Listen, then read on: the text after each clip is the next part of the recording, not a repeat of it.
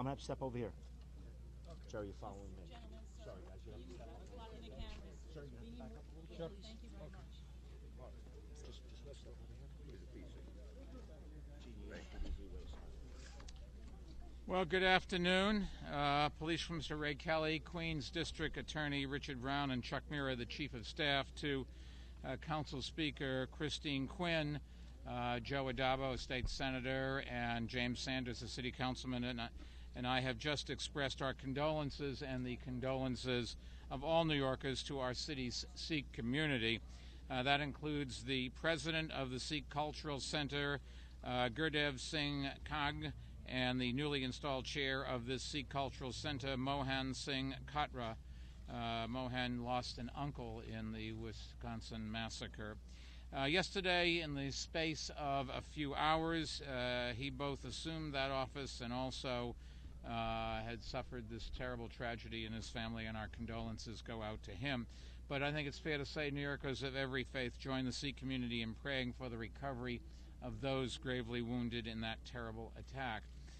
In the wake of the shootings yesterday, representatives of our Community Affairs Unit, headed by Nazli Pavesi, reached out to the Sikh community to offer assistance and support, and as you can well imagine, the Sikh community is in shock and in mourning.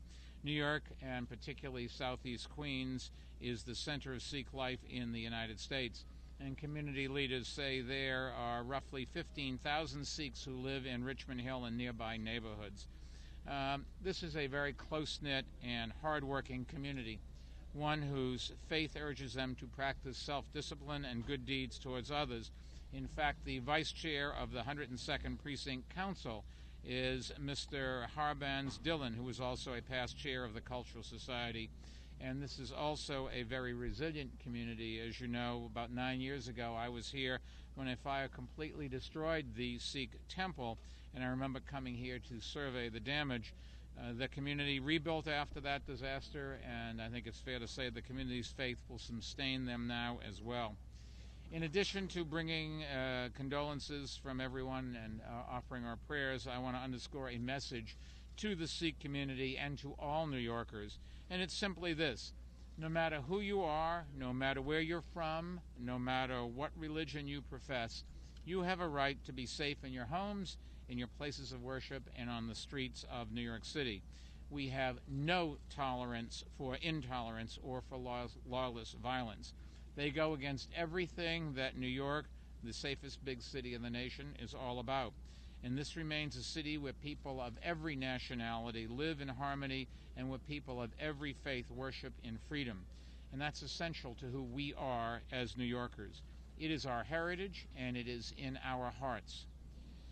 In fact, more than 100 years before the Declaration of Independence, the people of Queens took a stand for religious freedom. Residents of the town of Flushing sent a letter to then-Governor Peter Stuyvesant reminding him that, quote, "The law of love, peace, and liberty" covered people of every faith who wanted to live in the then, as it was called, the colony of New Amsterdam. That was the spirit of the people of New Amsterdam back in 1657. It is the spirit and the law of New York City today, and that's the great strength of our city, and we're not about to lose sight of that.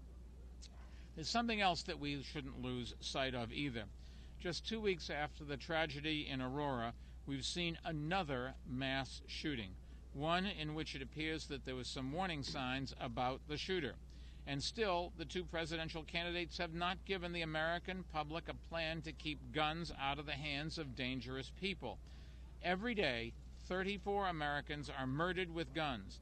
The fact that criminals, terrorists, and other mentally ill all have easy access to guns is a national crisis. We have lost over 400,000 Americans to illegal guns, which is more since 1968.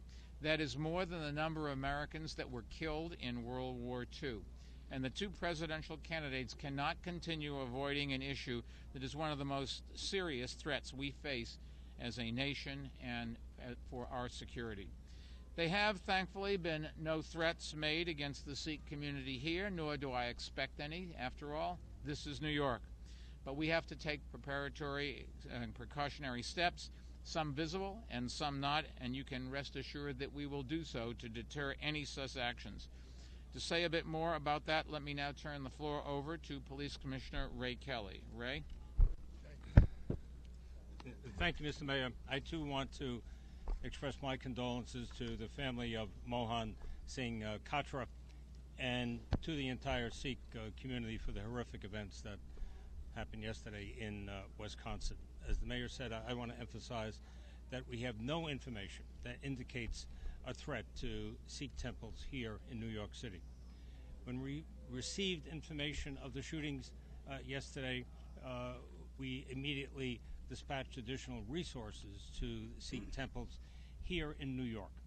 We used our critical response vehicles who are normally assigned to counterterrorism duties. We did that to certainly ease concerns in the Sikh community.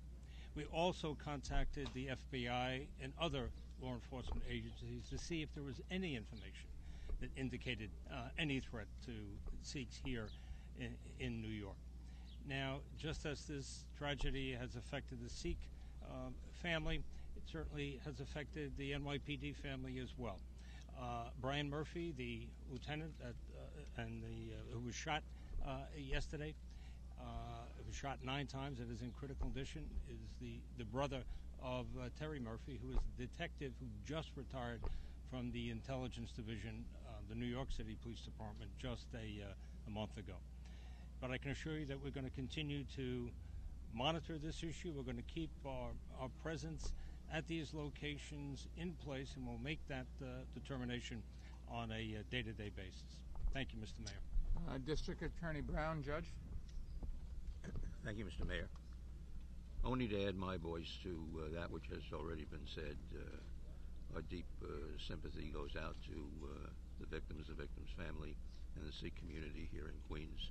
We are, as you know, the most diverse county in the nation, and the Sikh community is a very important part of our life here in Queens County. And secondly, of course, to underscore that which the mayor has indicated, these acts of violence with guns have got to stop. And I commend the mayor and the police commissioner for all the work that they're doing nationwide to help to make it stop. Beyond that, Mr. Mayor, I wanted to express my sympathy to everyone here. Thank you. We'll take a question or two if anybody has any. Yes, Miss. You've been on the forefront of gun control. You said a lot about gun control. Will the city change its policy? We're actually on the forefront, I think, of crime control, and guns are one of the reasons that we have high crime.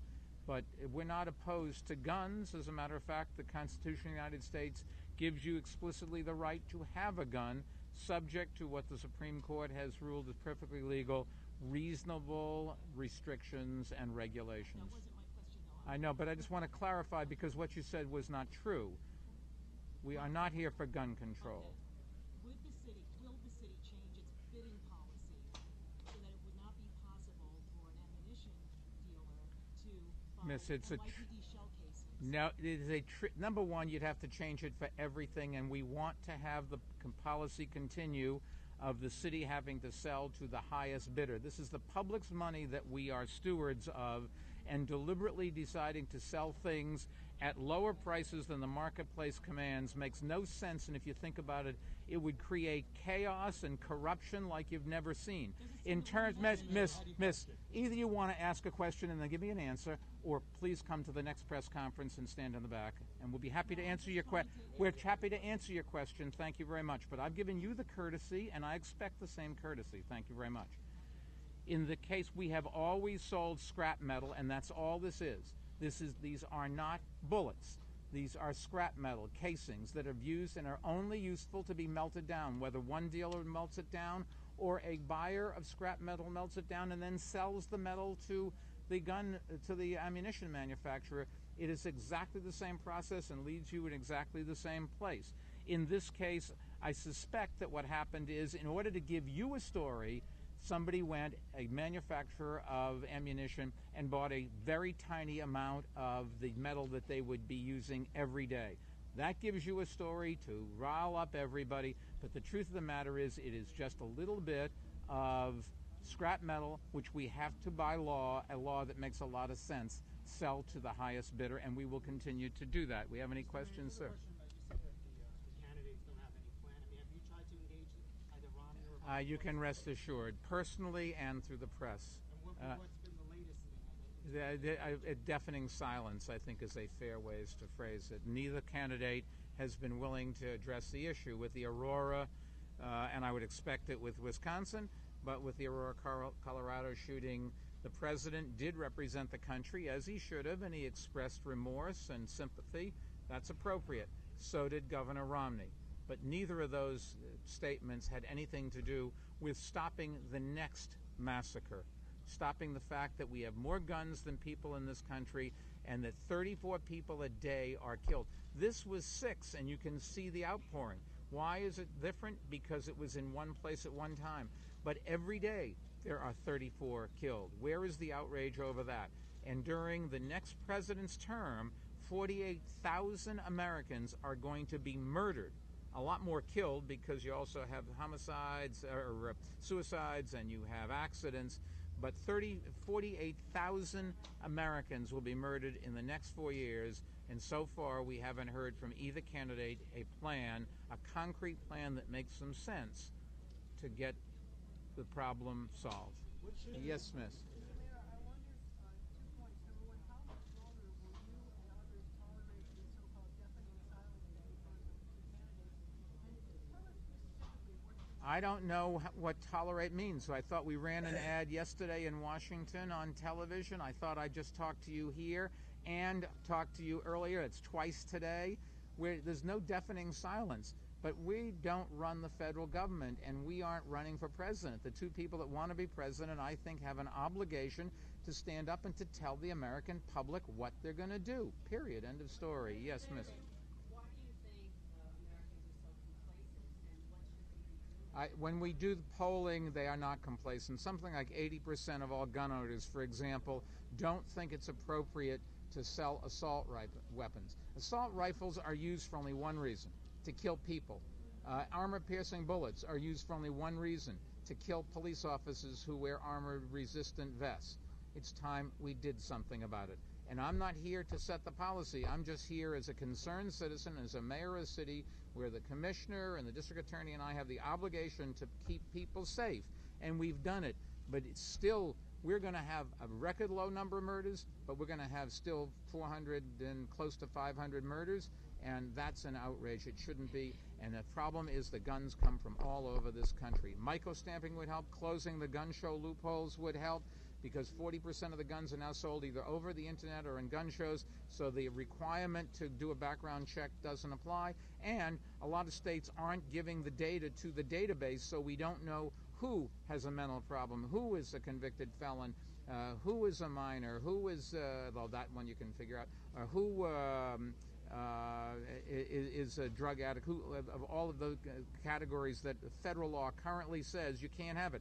Congress did what it always does. It passes a law, it sounds strong, and then if you look at it, it's a joke. We'll take one more question if we, yes, sir. Last question. One of the leaders of the temple to tell us, do you Sure. feel safe in the temple? Have there been any threats or incidents here? And tell us about what the impact is of what happened. Give your name. Harpreet Singh Tour. It is Harpreet Sangh Toor. We have always felt safe in New York City, and if you really look at it, you will find the majority of the Punjabis and the Sikhs in particular living in tri-state area, and again, vast majority in New York City.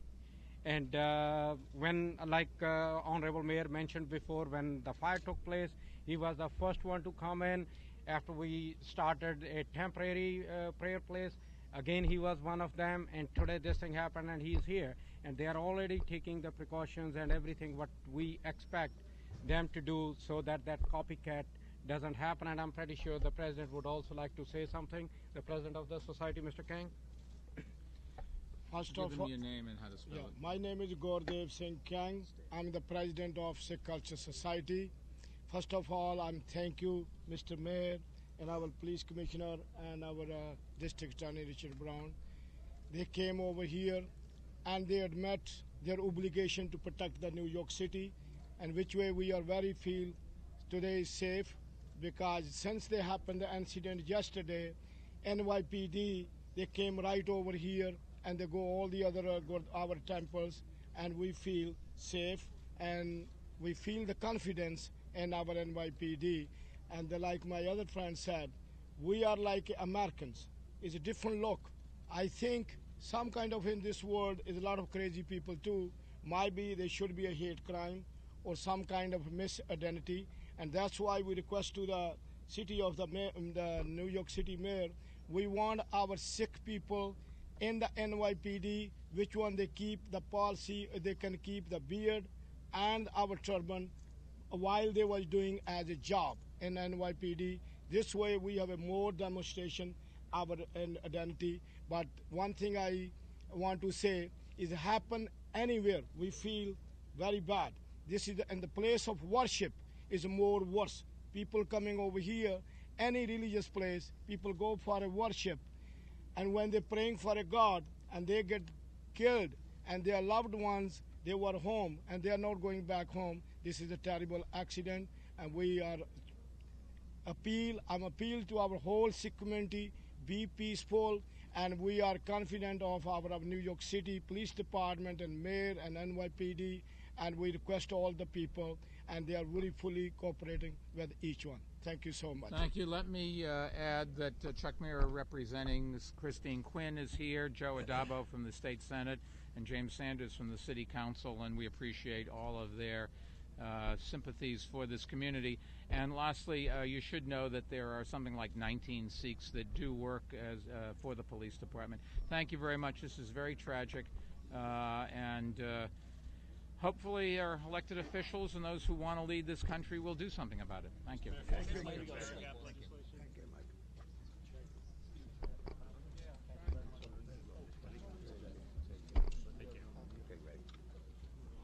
Can I help you out of here, sir?